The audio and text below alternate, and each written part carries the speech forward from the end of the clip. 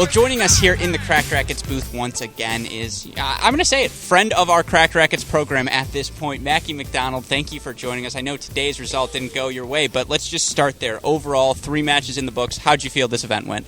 Yeah, honestly, I really thought everything went really awesome. I mean, 3 good days of tennis. I think everyone had a really good time. I think we were all being pretty safe, too.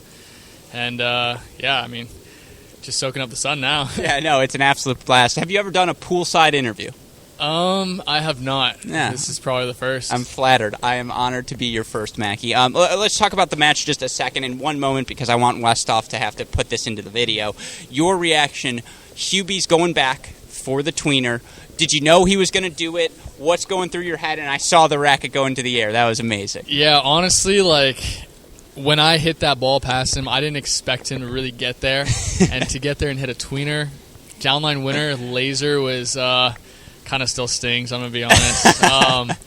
I mean, it was a good shot. We had some really good points out there, even the point right before that. But, yeah, no, that was just too good. Yeah, no, I mean, yeah, exchanging drop volleys left and right. It was really fun tennis for you. And again, looking back at this exhibition, we'll get into the fun questions. This is my last serious one. Did you get exactly what you were looking for coming here this week?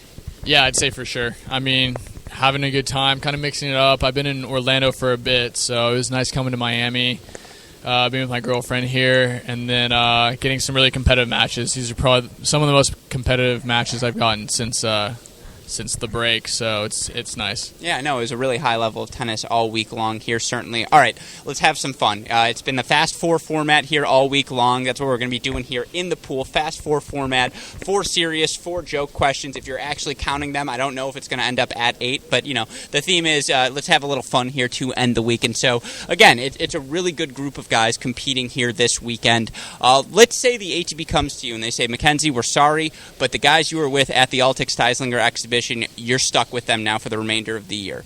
Who would you pick if they said you can pick one of them to be your coach for the rest of the year, for a full year? You have to pick one of them. Who are you picking to coach you for the year? Wow. No disrespect to your current coaches, by the way.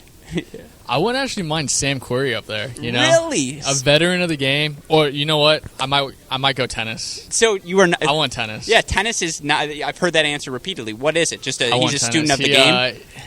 Well, the guy's just a baller. He's he's a physical specimen too. So I mean, he's really tough. So I mean, a lot of good characteristics to take, and he's actually really really funny too. So he's just a great guy. Yeah, no, not a bad pick by any stretch of the imagination. All right, you can take a characteristic from any of the players' games here. You can just, whether it's a shot, whether it's a movement thing, a mental toughness, whatever it may be. What are you taking and why?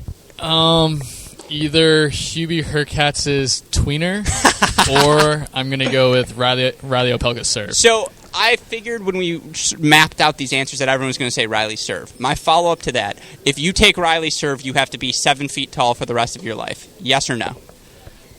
I'll ask Chanel as well a tough afterwards. One. Honestly, dude, when I've traveled and seen Riley and stuff, it's really not easy for him to shower, to get in the beds in Europe. We've had this conversation in the hotel rooms, does he sleep diagonal? He's tried it all. His feet stick off the bed.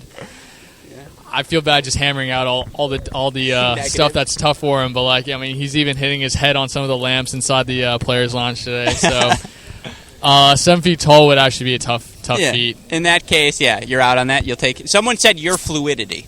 For whatever it's worth. Who was that? It was Stevie, I believe. Thank them. Oh, wow. Honestly, it actually might have been me to Stevie. I might have said, I want your fluidity. All right, well, thanks for trying. Yeah, anyways. But no, that's fair. I mean, yeah, that's serve. Just to have it all the way up there and just to bunt down on it, that'd be the best. Yeah, honestly, dude, if I had that serve and then take my return, my speed, that would be That'd be a good player. Pretty good combo. player. Yeah. You're calling your own lines this week, which you probably haven't done since college. I'm curious for you, and you can date back to college before then if you need to. The worst you've ever hooked someone. Wow. The worst I've ever hooked Because someone. we've all done it.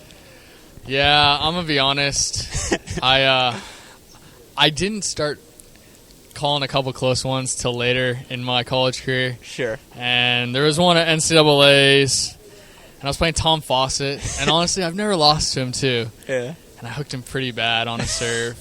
Sorry, Tom. Great guy, though. Yeah, no, it happens to the best of us again. I had a partner once, and it was a club tennis match, right? So it means nothing. They started bickering over calls. The guy hits a serve. My partner catches it off the bounce and just called it out and just, like, moved on. Bold play. Yeah, bold play for sure. All right, the most upset you've ever been with an official? Orange Bowl 18s. I was 16 years old. First round against Sebastian Offner. Livid. The guy was the 1 seed or 2 seed. He made the final, right? He made the final, lost the team. I played an unbelievable match. And for me, like, that was young in my clay court career, too. Like, kind of a statement match, too, for me if I had pulled through. I lost, like, 7-5 in the third. But there was this one call that the ball rolled on the court from the other court. And the guy hit the ball out. Or, like, it was some let thing. But then, like, the ref overruled it. And I ended up getting broken and, like, just losing it. I was so pissed. I walked off the court. I threw my cooler. It wasn't a good time for me. No, so then with that in mind, if you could replay any match from your past, whether it be a win or a loss, what match would you choose? Like, same result, same everything? Let's say you could change the result, potentially. I would go back to the Grigor match on Rod Laver. Try it again. Give me like, that fifth set. Just go fifth set over again. I think you came to the net like 50-plus times in that match. I think that's my best moves, dude. Yeah. I think I got to keep doing that. That's the Mackie style. Yeah, again, it was sexy tennis for sure. There's no denying that. Keep on the net. Again, we have 11 here, our sponsors this weekend. We're so grateful for their support. We also get support here at Cracked Racquets from our friends at Diadem, who I know provided the balls this weekend. Your thoughts on those Diadem balls, and what did you think of them this week? Honestly, really good. I used them in the exos I was playing in Lake Nona as well.